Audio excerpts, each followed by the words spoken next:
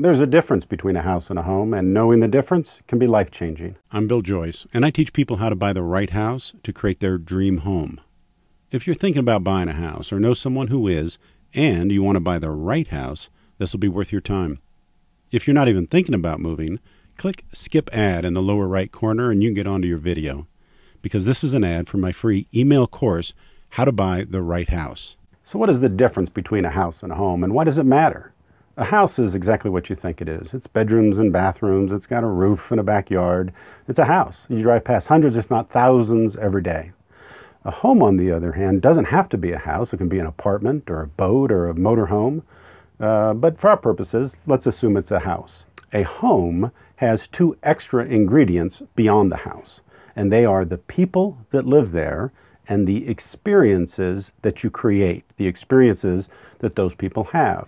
So you have a family, let's say, in a home, and you've got the relationships between all of the people there, and all of the things that those people do make memories. So you can imagine a family getting together for a holiday dinner. And there are some nice emotions that get connected with the things that people do in their house.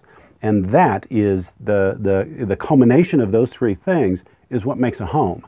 And there's lots of different things that you do in different combinations with those people. So it's making pancakes on Sunday morning with the kids, or having a barbecue on a Saturday afternoon with neighbors and friends. There are a lot of things that make living in that house really satisfying, and that is what conjures those images, those really good feelings of home. Now, this is important because when you go shopping for a house, you are buying only the house, and most people in their minds are imagining they're buying that home. So when you find a house that you like, people will tend to project that holiday dinner in that dining room with mom and dad and the kids, and they can envision and fantasize and literally see the life they're wanting to have in that space. Now, you're not buying that life. You're not buying the time to live that life.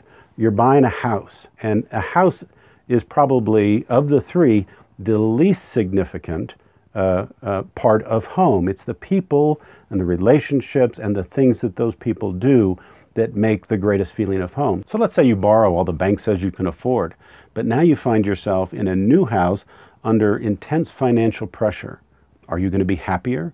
Or did you, in fact, just undermine the happiness you were chasing? Nobody wants to buy that beautiful new house only to find they've created an unhappy home. I've been a real estate broker in Sacramento for many years and have worked with literally thousands of clients buying houses. I've even owned a half a dozen of my own.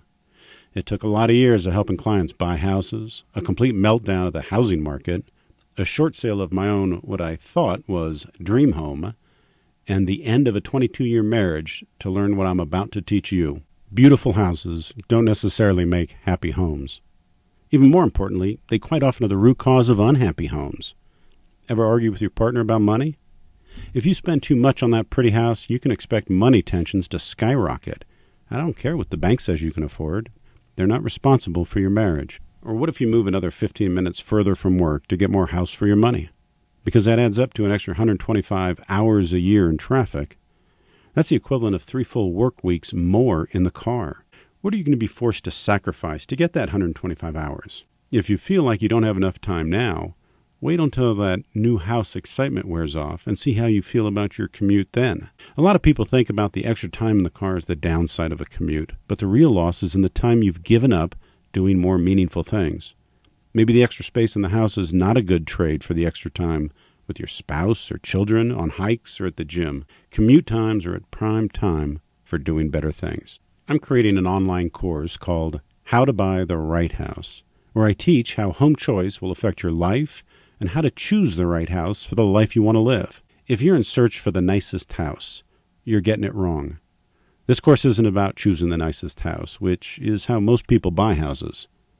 My course is about how home choice is going to affect your marriage, your family, health, finances, saving, and retirement. Essentially, your ability to create a happy home and live a satisfying life. for now, while I'm still completing the course, I'm giving it away for free to get feedback and learn the questions I should expect.